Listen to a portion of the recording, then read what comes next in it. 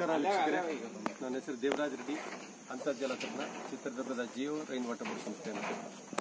ಈ ಒಂದು ಸ್ಥಳದಲ್ಲಿ ಈಶ್ವರಪರ ಜಮೀನಲ್ಲಿ ಬೋರ್ವೆಲ್ ರೀಚಾರ್ಜ್ ಮಾಡ್ತಕ್ಕಂಥ ಒಂದು ಪ್ರತಿಷ್ಠೆ ಮಾಡ್ತಾ ಇದ್ವಿ.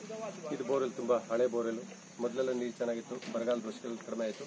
ಈ ಬೋರ್ವೆಲ್ಗೆ ರೀಚಾರ್ಜ್ ಮಾಡಿ ಇವರ ಕೃಷಿ ಭೂಮಿಯಲ್ಲಿ ಬಿದ್ದಂತ ನೀರನ್ನ ಈ ಬೋರ್ವೆಲ್ಗೆ ನೀರನ್ನು ಇಂಗಿಸ್ತಕ್ಕಂಥದ್ದು ವಿಧಾನ. ಅದಕ್ಕೆ ರೈನ್ ಹಾರ್ವೆಸ್ಟಿಂಗ್ ಬೋರ್ವೆಲ್ ರೀಚಾರ್ಜ್ ಅಂತ ಹೇಳ್ತಾ ಇದ್ವಿ.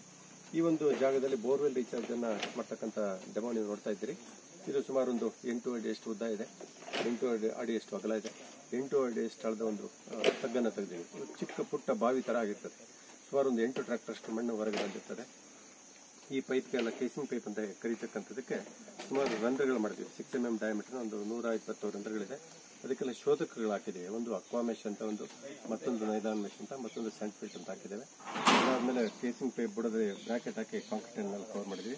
ಇದರಲ್ಲಿ ಇಂಗು ಗುಂಡಿಗೆ ಜಲ ಮರುಪೂರಣದ ಸಾಮಗ್ರಿಗಳು ಅಂತ ಹೇಳ್ತೀವಿ. ಸುಮಾರು ಅರ್ಧದಷ್ಟು 8 ಅಡಿ ಆಳದ ಗುಂಡಿಯಲ್ಲಿ 4 ಅಡಿಯಷ್ಟು ದಪ್ಪ ಬೌರ್ಡರ್ ಸ್ಕಲ್ಗಳನ್ನು ತುಂಬಿದೆ. ಅದ್ರ ಮೇಲೆ ಭಾಗದ 40 mm ಜೆಲ್ಲಿ ಅಂತ ಹೇಳ್ತೀವಿ, ದಪ್ಪ ಜೆಲ್ಲಿ, ಅದು ಸುಮಾರು 1 ಅಡಿಯಷ್ಟು ಬಂದಿದೆ. ಅದರ ಮೇಲ್ಭಾಗದಲ್ಲಿ 20 mm ಜೆಲ್ಲಿ ಅಂತ, ಬೇಬಿ ಜೆಲ್ ಅಂತ ಕರೀತಕ್ಕಂಥದ್ದು ಬಂದಿದೆ. ಅದರ ಮೇಲ್ಭಾಗದಲ್ಲಿ ಕಾಣಿಸ್ತಕ್ಕಂಥ HDP ಯೂನಿಟ್ ಅಂತ ಒಂದು ಪೂರ್ತಿ ಮ್ಯಾಟ್ ಅನ್ನು ಹಾಸಿದ್ದೇವೆ. ಇದರ ಮೇಲೆ ಸಣ್ಣ ಒಂದು ಜೆಲ್ಲಿ ಕಡ್ಲು ಹಾಕಿ ಇದ್ರ ಮೇಲೆ 6 mm ಜೆಲ್ಲಿಯನ್ನು ತುಂಬುವಂಥದ್ದು ಇಂಗುಗುಂಡಿಯ ವಿಧಾನ.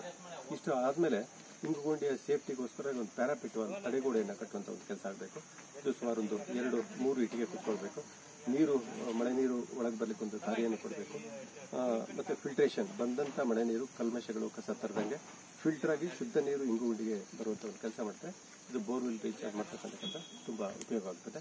ಈ ಒಂದು ಇಂಗುಗುಂಡಿಯಿಂದ ಏನ್ ಲಾಭ ಅಂತಂದ್ರೆ, ಪ್ರತಿ ವರ್ಷ ವಾಟರ್ ಟೇಬಲ್ ಕೆಳಗೆ ಹೋಗ್ತದೆ. ಜಲಮಟ್ಟ ಕೆಳಗೆ ಹೋದ್ಮೇಲೆ ರೈತರು ಪ್ರತಿ ವರ್ಷ ಒಂದೊಂದು ಪೈಪ್ನ ಒಂದು ಆಳಕ್ಕೆ ಬಿಡ್ತಾ ಹೋಗ್ತಾರೆ. ಅದನ್ನ ತಪ್ಪಿಸಿ ಅಂತರ್ಜಲವನ್ನೇ ಮೇಲೆ ತರಬೇಕು. ನನ್ನ ಪ್ರಕಾರ ಪ್ರತಿ ವರ್ಷ ಒಂದೊಂದು ಪೈಪ್ನ ಹೊರಗೆ ತೆಗಿತೀವಿ ಅನ್ನೋ ಅದು ಮಾತು ಬರಬೇಕು.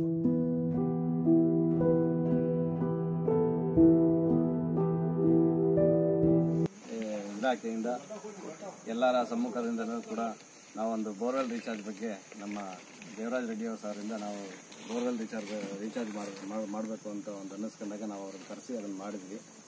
ಇವತ್ತು ಎಲ್ಲ ಜನಗಳೆಲ್ಲ ಸೇರ್ಕೊಂಡು ಇವತ್ತು ನಮ್ಮ ರೀಚಾರ್ಜ್ ಬಗ್ಗೆ ಎಲ್ಲ ನೋಡಿ ಕಲ್ತ್ಕೊಂಡು ಹೋಗಿರೋಂಥ ಜನಗಳು ಇದ್ದಾರೆ. ಇವತ್ತು ನಾವು ಪ್ರಾತ್ಯಕ್ಷಿಕವಾಗಿ ಎಲ್ಲ ಒಂದು ತೋರಿಸಿ ನಮಗೆಲ್ಲರಿಗೂ ಒಂದು ಮಾರ್ಗದರ್ಶಕರಾಗಿ ಎಲ್ಲರೂ ಕೂಡ ನಮಗೆ ಒಂದು ಅನುಕೂಲ ಮಾಡಿಕೊಟ್ಟಿದ್ದಾರೆ. ಇವರಿಗೆಲ್ಲರೂ ಧನ್ಯವಾದಗಳನ್ನು.